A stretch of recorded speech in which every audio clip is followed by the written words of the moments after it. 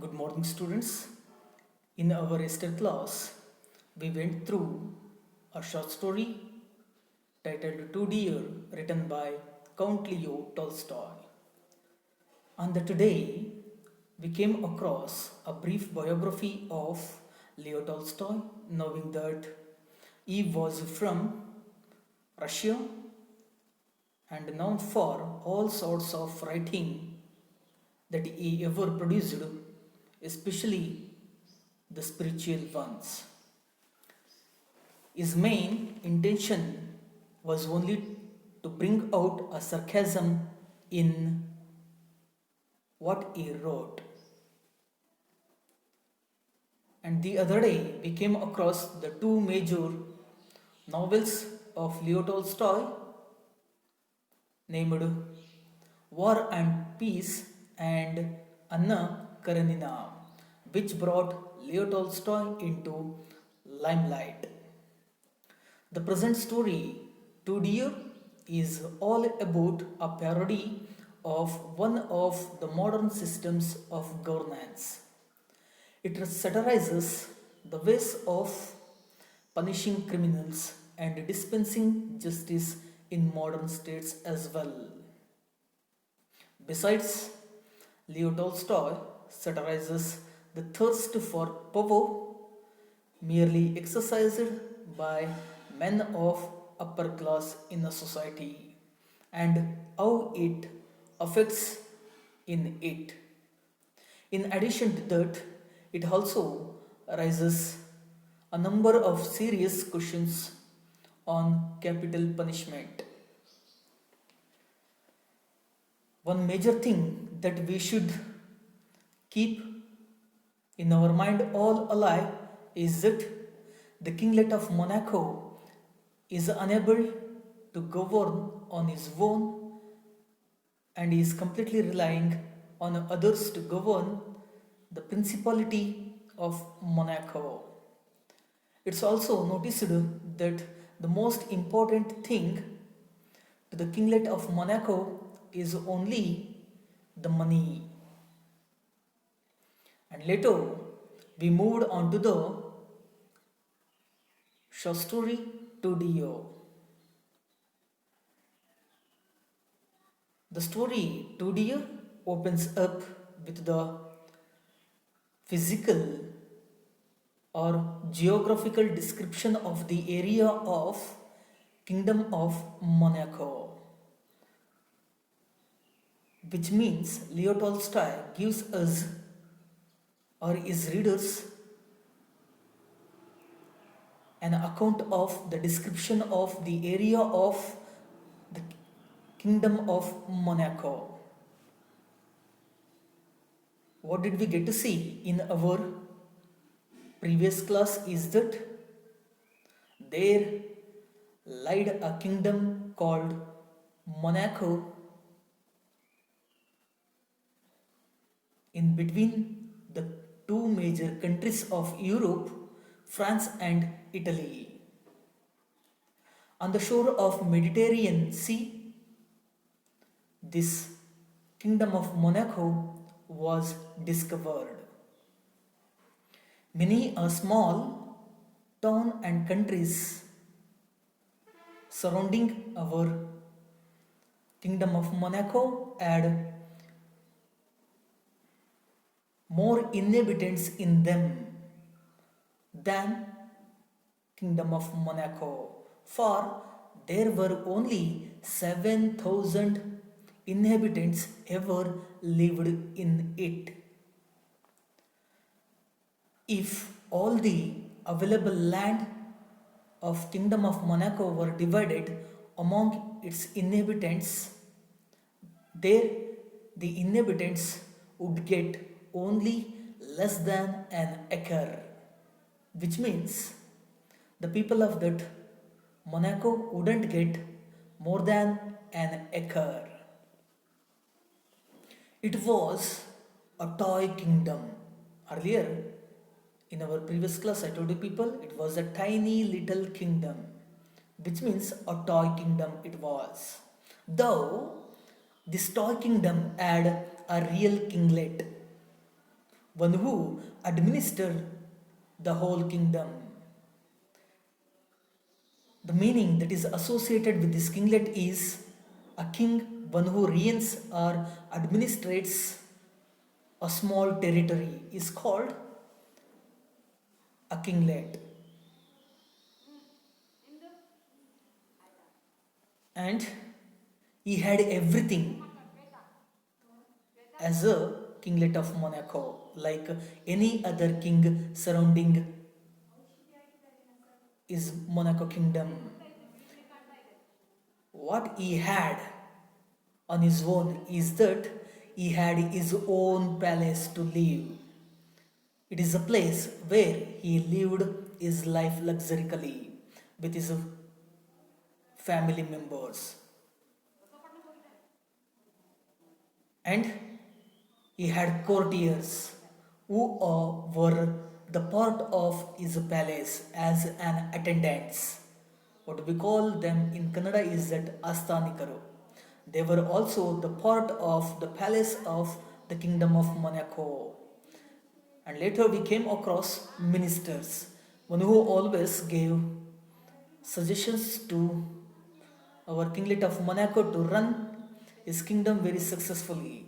The ministers were also the inevitable part of the kingdom of Monaco and bishops as well, which means bishops are the senior priests of a church. They were also the part of the kingdom of Monaco and generals. Generals are an officials, one who hold high rank in an army. They were also the inseparable part of this kingdom of Monaco, and the kinglet of Monaco had his own army, having only 60 men in it. Only 60 soldiers were there in the army.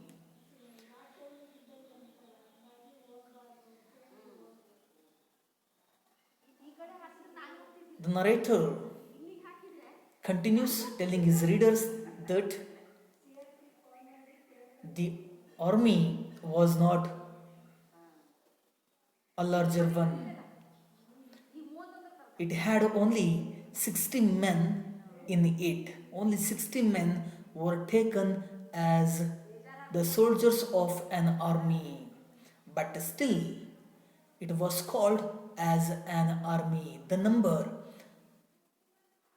that really doesn't matter over here, but the soldiers had made completely an army over here. A troop of army had been established in this kingdom of Monaco. The kinglet of Monaco levied some taxes on his citizens, on his residents. He imposed some taxes in his kingdom as elsewhere. They are they were named as on tobacco and on wine and spirits as well. These were the three commodities on which the kinglet of Monaco imposed his taxes upon. And except these three commodities, there was another tax on which the kinglet of Monaco imposed his tax upon. That was a poll tax, which means each inhabitant of kingdom of Monaco had to pay an individual tax. In short, it can be called as an individual tax. That's what we call poll tax. These are the these were the commodities and an individual tax by which our kinglet of Monaco got his income, though it was a meager one.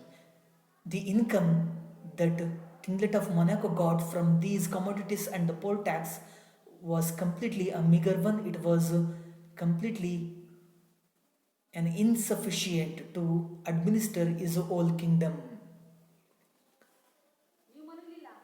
Though the people or inhabitant of the kingdom of Monaco used to drink and smoke as other people do in their territory surrounding the kingdom of Monaco. There were some things in kingdom of Monaco. The prince, the kinglet of Monaco would have been very the kinglet of Monaco would have been hard to put to it to feed his courtiers and officials and to keep himself. Later, as kinglet of Monaco got very insufficient income out of the tobacco, wine and spirit and poll tax, he found no way to get the income. Later, he managed to get the income from the gaming house. That was the special source of income. But before he inventing this special source of income, the kinglet of Monaco found very hard to feed his courtiers and generals and to himself. As a king, he had to live his life luxuriously and carry out all of his actions with much ceremony in a grand style. But it was very hard to keep himself if he not found any special source of revenue. Later, he managed to find out a special source of revenue. This special source, this special revenue came to the kinglet of Monaco from the gaming house where the people or the resident of Monaco and the surrounding countries would come and play a roulette game. The people came into the gaming house and play there, and whether they won or lost, the keeper always got a percentage on the turnover. The people one who went inside these gaming houses had invested their money with their opponents while playing the game. Whether they won or lost the money, it really didn't matter, but the significance of this gaming house is only the keeper, one who kept watching the people, one who invested their money in the gaming house, always got the percentage on the turnover of the money. And out of his profits, he had to pay a large sum of amount to the Prince of Monaco. The beneficiary, the only man, one who benefited a lot from the gaming house is none other than our kinglet of Monaco. That was the that is how it became the special source of revenue to our kinglet of Monaco. Here, certainly a question that arose in our mind in our previous class: why should the keeper, one who kept watching the coming and going of the people,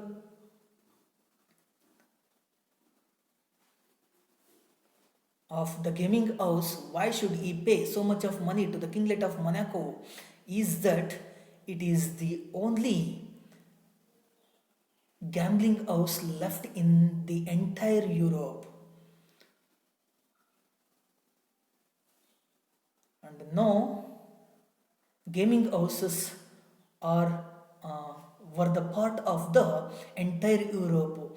This was the only gaming house that was constituted in the entire Europe. This was the only gaming house found in the entire Europe.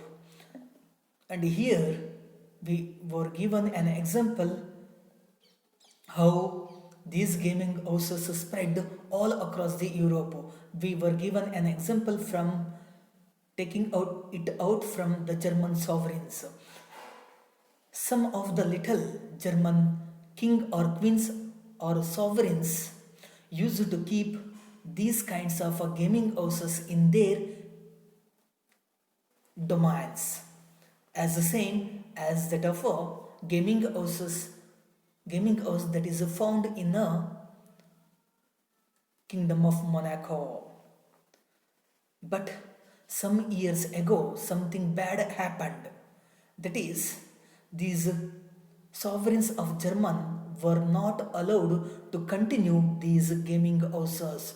Why? Because is that these gaming houses did so much of harm, did a great deal of harm to the people of German, which means these gaming houses troubled a lot to the people of German. And what had happened there is that a man, one who wanted to play a roulette game, he would come into the gaming house and tried his luck there. He invested his money, what he had in his hand. There, upon coming into the gaming house, he tried his luck and he would risk all the money that he had in his hand and completely he lost it. And there he never ever ceased playing it. He never stopped playing it, and later he borrowed some money from other person on the basis of a loan over interest. And later, after borrowing some money from other people, he would even risk the money that he borrowed from other person which didn't belong to him, and he lost that too. And later he was completely in a despair. He was in a sadness after losing all that of money that he had, even the borrowing of the money. And later he would drown himself, which means he would plunge himself into the water and shoot himself. That is how they lost their life, leaving their family members behind them. So, the German people didn't allow their sovereigns to make the money in this way. But there was no one left in the entire Europe to stop the kinglet of Monaco to run this roulette game in the gaming house. He stayed with the firm all alone with a monopoly of the business. He had got the control over this business. He took control of the business. So he remained with a monopoly of this business. Later, what did we get to see is that everybody, one who wanted to play a roulette game, used to go to these gaming houses.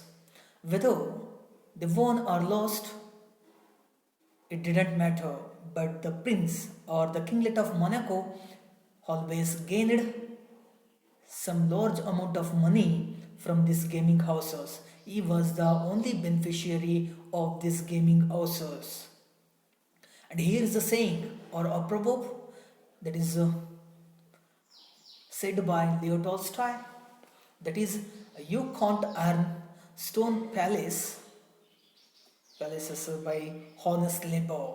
If any one of us wants to earn money with honesty, we can't build a home using stones.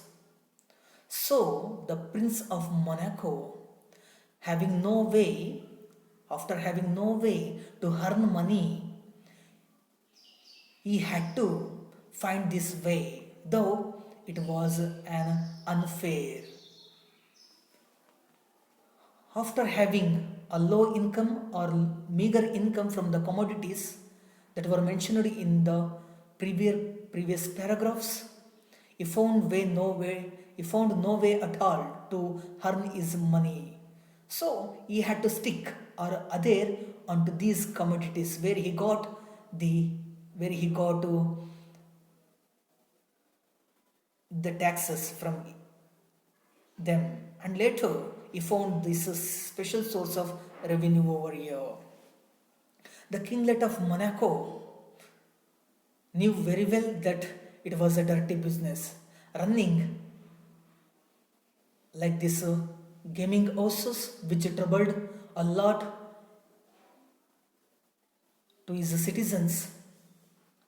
He knew very well that it was a dirty one, but what else is he to do? He couldn't do anything except this special source of revenue. He couldn't have anything in his kingdom to run his kingdom of Monaco.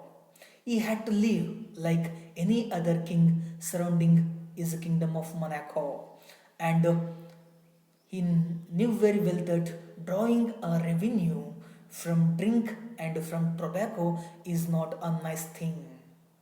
He considered that it was not a nice thing, though he was helpless. He had to live like any other king, and he had to administer or reigns his kingdom and rakes in the money. He has to gain and spend some money on some things that he would desire to get. And he held his whole court with all the ceremony of a real king.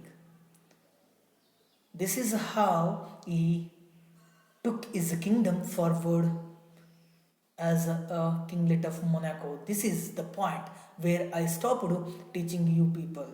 Let us make a move on to the next paragraph. Here, what do we get to see is that he has his coronation. Coronation is a ceremony in which a crown is placed on the head of a prince. That's what we call Pattabhisheka in Kannada. He has had his own coronation. I told you people earlier in our previous class that he has had everything in his kingdom, including coronation. Here, a crown is put on the head of a prince, on the successor of a king is called coronation. Is levis as well. It is a morning reception of the people or the visitors to the palace. That's what we call levis. At the time of the morning, the people or the visitors would come or visit the palace is called a levis. And he also rewards a person, one who is the part of the kingdom of Monaco, if he does something in the favor of the kingdom of Monaco, or if he bring or fetch a name or fame to the kingdom of Monaco, he can be rewarded by our kinglet of Monaco, which means he gives his citizens a prizes, which means prizes can be awarded to the people of kingdom of Monaco if the people do something to their kingdom of Monaco. And we can also see the sentences are also given to the people. If anyone does something wrong or if anyone is found with wrongdoing things, those people can be given sentences or punishment. This is what we call sentences. And pardons as well. Not only the kinglet of people, the kinglet of Monaco gives his citizens prizes and punishment. He also further gives his people pardons as well. That is, the people of the kingdom of Monaco are given excuses. If the people are eligible, if the people of the kinglet of Monaco are favored by our kinglet of Monaco, they would be given a pardon or an excuse. And he also has his reviews. Not only the kinglet of Monaco would go on believing any other's words, he also has his reviews. The committee that he had in his palace and himself go on examining the case that is brought in front of them. Which means if any case is brought in front of him, he would go on looking over it. That's what we call, he always goes on examining those cases. That's what we call review. Looking at it another time. And councils, he has had councils, which means it is a meeting of the people. Many meetings can be held inside the palace. Thus, these councils are formed inside his palace. And laws, and some of the laws are established by the kinglet of Monaco to be followed by his citizens or residents. These fundamental laws need to be followed by the residents of kinglet of Monaco and courts of justice as well. This is a construction of a building where justice is provided to his people. This is how the courts of justice are constructed inside the kingdom of Monaco.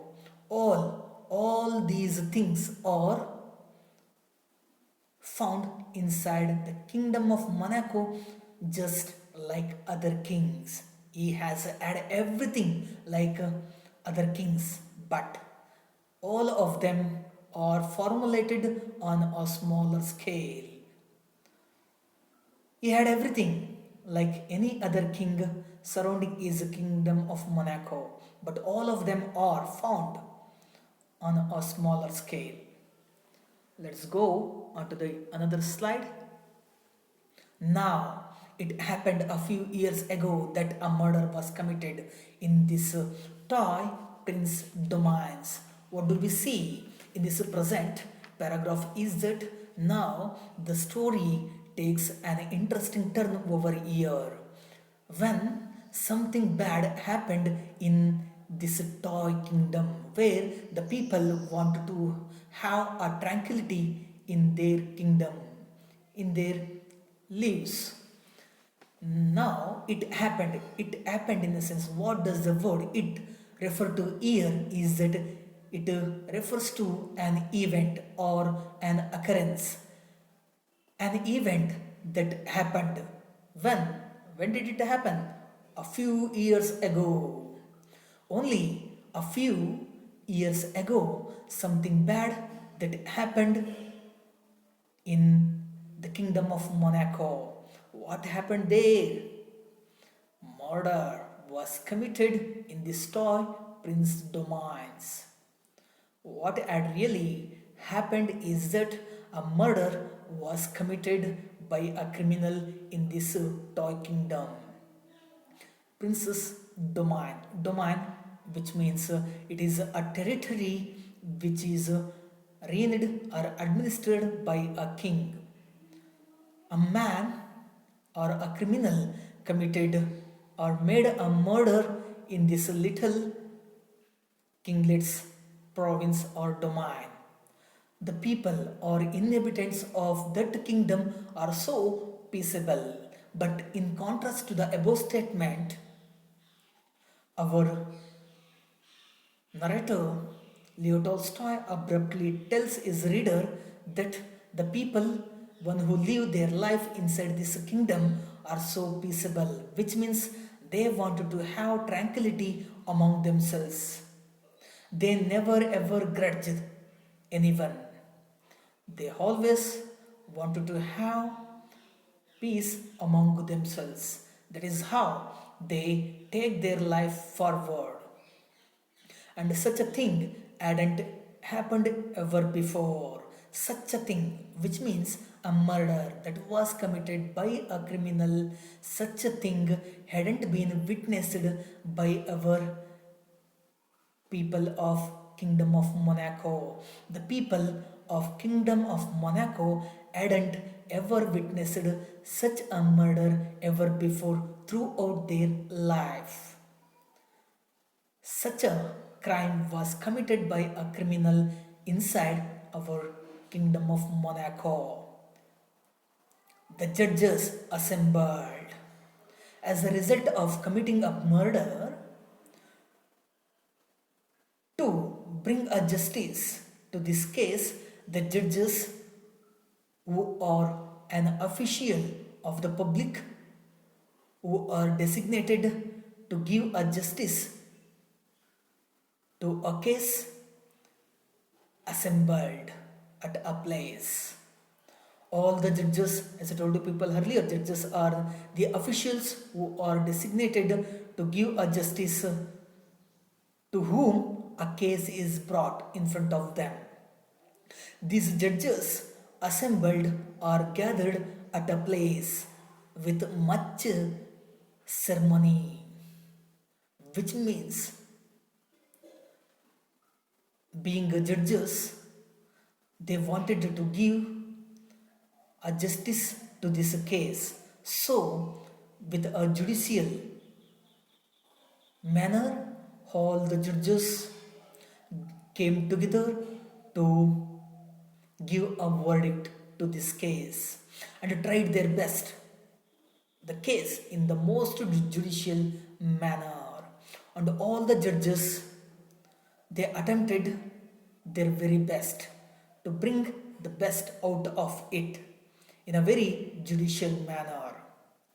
And all the judges, having the judicial manner, they tried their very best to bring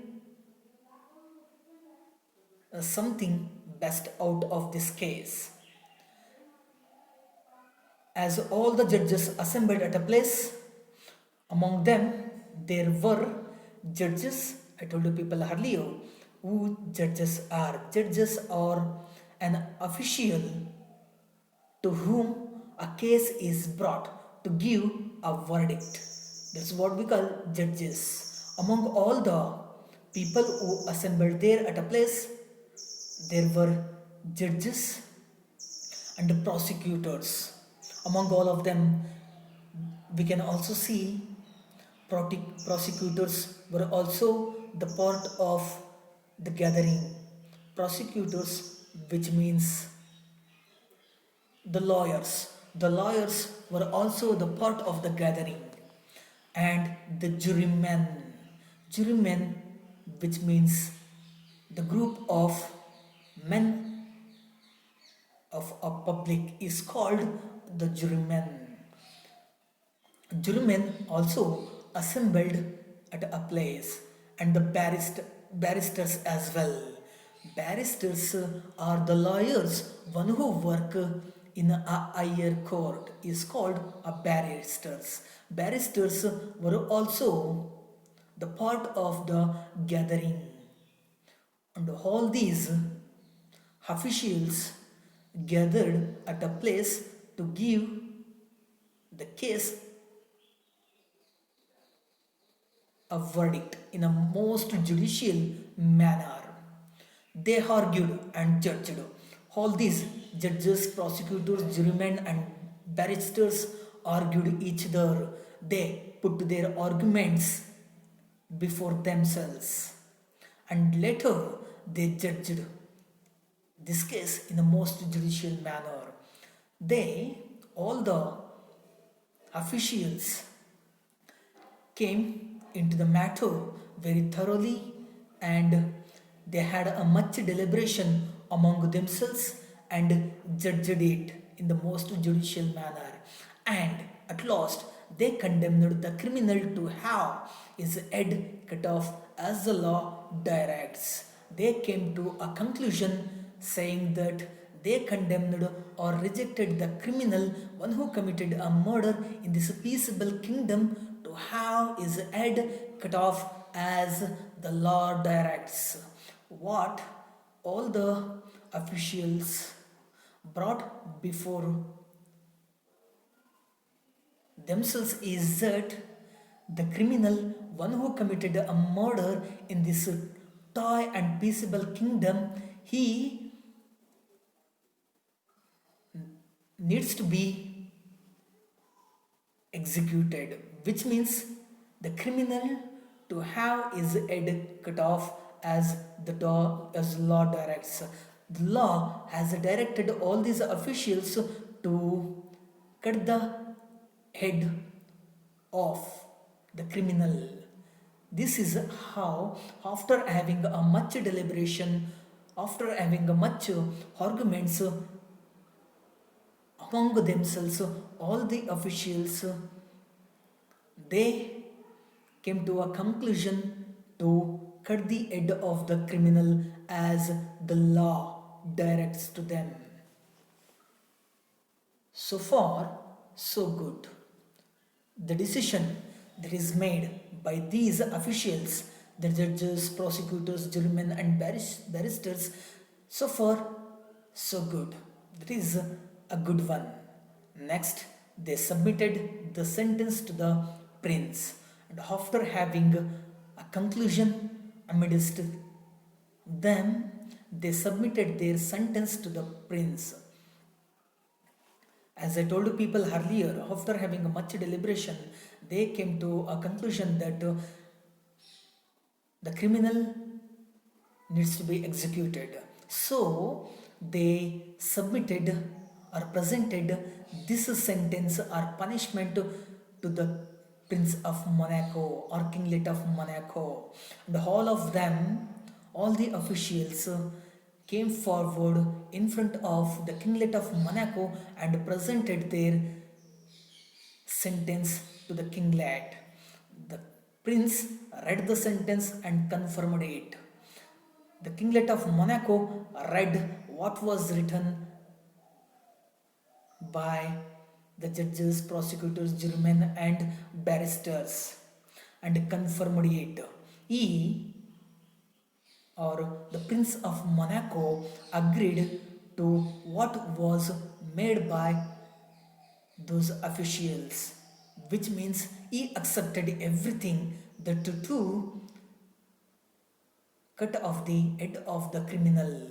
He confirmed it, which means he agreed to it, to cut the head of the criminal, saying that if the fellow must be executed, execute him. And after having read the sentence that was written by all the officials, the Kinglet of Monaco ordered his ministers and his officials, saying that if the fellow, if the criminal must be executed, if the fellow needs to be executed, which means killed, kill him. Execute in a sense, kill him. If the fellow must be killed, you can kill him. This is how the order has been brought out by the Kinglet of Monaco after reading the sentence that was submitted by the judges, prosecutors, jurymen, and the barristers. Let's go on to the another slide over here. There was only one each in the matter, but in this matter, in terms of cutting the head of the criminal, there was only one each in the matter. Each, in the sense, there was a problem in this matter. In this matter, in the sense, in the matter of cutting of the head of the criminal, there was a problem. That is, that was that they had neither a guillotine for cutting heads off. Guillotine, it was an instrument or a device having a two heavy blades in it, which is used to cut the heads of the criminal. That was that they had neither a guillotine for cutting the heads off. To cut the head of the criminal, what the kinglet of Monaco needs to have is that he needs to have a guillotine machine to cut the heads of the criminal. But the kinglet of Monaco or the whole kingdom had neither a guillotine machine to cut the head off nor an executioner. Executioner, in a sense, executioner is a person, one who is designated to cut the head of the criminal or a person. The whole kingdom didn't have either a guillotine machine or an executioner to cut the head of the criminal. We can also call an executioner as an expert, one who runs this guillotine machine. This was the only itch or problem that the entire the kingdom of Monaco faced in terms of cutting off the head of the criminal. It had, which means it didn't have either a guillotine or an executioner. The ministers considered the matter very thoroughly. So, after having no guillotine or an executioner, the ministers of the kingdom of Monaco considered this matter very seriously. So, all the ministers went on thinking about this matter of having no guillotine or an executioner among them, and those ministers decided to address an inquiry to the French government. And after having much deliberation among themselves, all the ministers decided that to address an inquiry of letter to the French government. In the very first paragraph, we came to know that this kingdom of Monaco was situated in between the borders of France and Italy. So, as this France was a neighboring country of this kingdom of Monaco, all the ministers decided to address or write an inquiry letter to the French government, which was a neighboring country of our kingdom of Monaco. So, they decided like this to write a letter to the French government asking whether the French government couldn't lend them a machine or an expert to cut off the criminal's head, asking what had the ministers asked in the letter, in the inquiry letter to the French government, is that whether the French government could lend a machine or an executioner to cut the criminal's head. These requirements are much required to cut the head of the criminal to the kingdom of Monaco. So the ministers asked the French government demanding whether the French government would lend a machine or an expert, which means an executioner, to cut the head of the criminal? And if so, if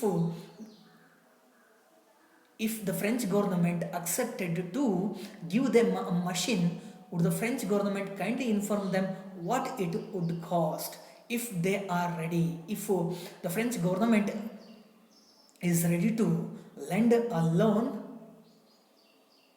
of a machine or an executioner, they should inform what would it cost, what would the machine and an executioner cost should be revealed to the Kingdom of Monaco. The letter was sent after having much discussion among themselves. A letter was written by the ministers and it was sent to the French government. This is how letter was sent to the French government. A week later, a reply came, and within a short duration of a time of a week, a reply received by the king, by the ministers of Kingdom of Monaco. A reply received, a reply came to this Kingdom of Monaco. What was written in a reply by the French government is that a machine and an expert or an executioner could be supplied, which means French government is willingly ready to give give Monaco Kingdom a machine and an expert. Both of them could be supplied to the Kingdom of Monaco, but the cost that would be around 16,000 francs. The cost that the Kingdom of Monaco needs to be given to the French government around 16,000 francs. The cost would be around 16,000 francs. This was put in front of the Kingdom of Monaco. In front of all the ministers, this demand was put by the French government, demanding 16,000 francs to supply an executioner along with a machine. This was laid before the king. This was put in front of the kingdom or the kinglet of Monaco. All the ministers, after having received a letter from a reply from a French government, this letter was taken by the ministers to the palace and it was put in front of the king. He thought it over. The kinglet of Monaco went on thinking over it, over this issue. 16,000 francs. Now the kinglet of Monaco exclaimed, saying that 16,000 francs, which means the kinglet of Monaco is not ready to spend such a money over this execution. So he exclaimed, saying that 16,000 francs, the wretch is not worth the money. The king told his ministers that the wretch or the criminal, the worthless man is not valued the money that we are going to invest over the execution. This is how the kinglet of Monaco has rejected giving or spending such 16,000 francs over the executioner.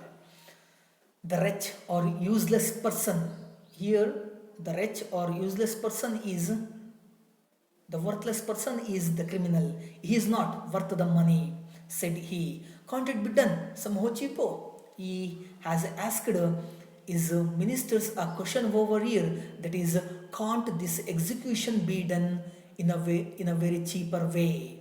By investing a low money, can't it be done? Can't we do this work?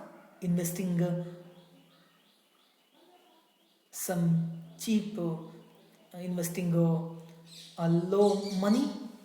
Why 16,000 francs is more than 2 francs ahead on the whole population? Why the king is not ready to spend a 16,000 francs over the execution is that it would cost 16,000. Giving a 16,000 francs would cost 2 more francs on the head of the whole population. If the kinglet of Monaco accepted to give or spend a 16,000 francs, he needed to put his all of his money. He needs to, what we call, he needs to take all such a money from his people only. These 16,000 francs, giving a 16,000 francs to the French government is applied more than 2 francs per head on the whole population. If he accepted to give a 16,000 francs to the French government, he had to put a 2 more than francs on each head on his citizens. The people won't stand it, but the people can't bear it. The people wouldn't accept his decision. Why? Because is that the people or the inhabitant of this kingdom of Monaco have had a small size of piece of land, and they have had so much of they have had no income at all. They have little income in them, so the people wouldn't accept the decision that can be that is made by the kinglet of Monaco, and it may cause a riot. If the kinglet of Monaco agreed to pay a 16,000 francs to give it to a French government, it might cause a riot or violence among the people.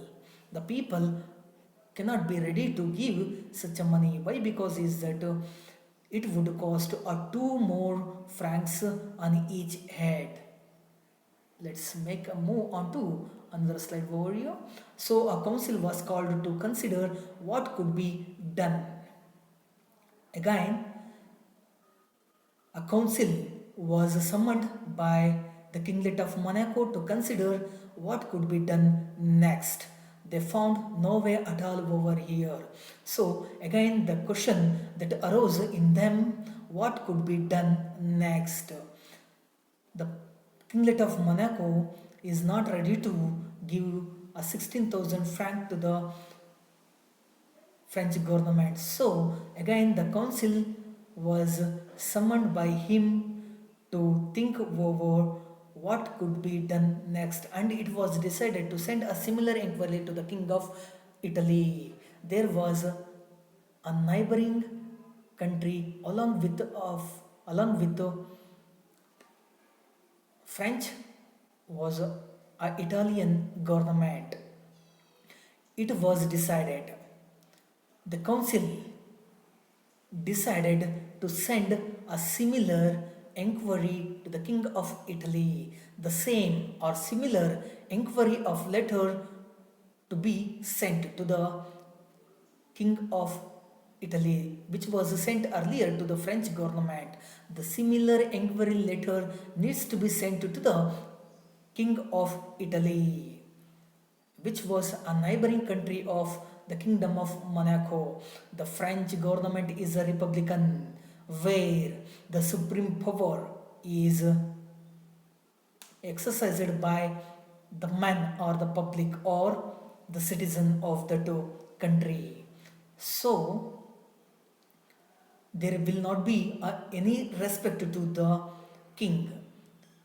The French government is a republican. As I told you people earlier, the French government, which was a republican government where the supremacy or the supreme power goes onto the hand of the people and has no proper respect for the king.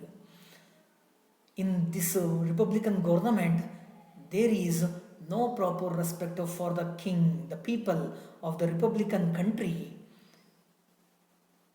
will not give any proper respect to the king. So they have demanded a 16,000 francs. But the king of Italy was a brother monarch. In contrast to the republican government which was established in France, in this Italian government, the brother monarch had administered this country. But the king of Italy, there was a brother monarch, monarch in the sense a king, brother monarch, like our kingdom of Monaco. There was in Italy, in the Italian government, there was a king like that of our kingdom of kinglet of Monaco. Might be induced to do the thing very cheap, which means this case can be brought in front of the kinglet of Monaco, sorry, mm, king of Italy, to do some things very cheap. We can persuade him. In another sense, we can say that the king of Italy can be persuaded to do these things very cheap. So, which means we can persuade him to do the thing very cheaper, to do or carry out the execution very in a very cheaper manner. So the letter was written again. A letter was written to the king of Italy. A prompt reply was received, and after sending a letter to the king of Italy, within a short duration of a few days, a prompt reply was received by the ministers of the kingdom of Monaco. The ministers of kingdom of Monaco received a prompt reply from the king of Italy as a response to their demand of lending uh, lending a guillotine machine or an executioner. Let us stop over here. We will continue in the very next class. Thank you all for listening to me all through the way.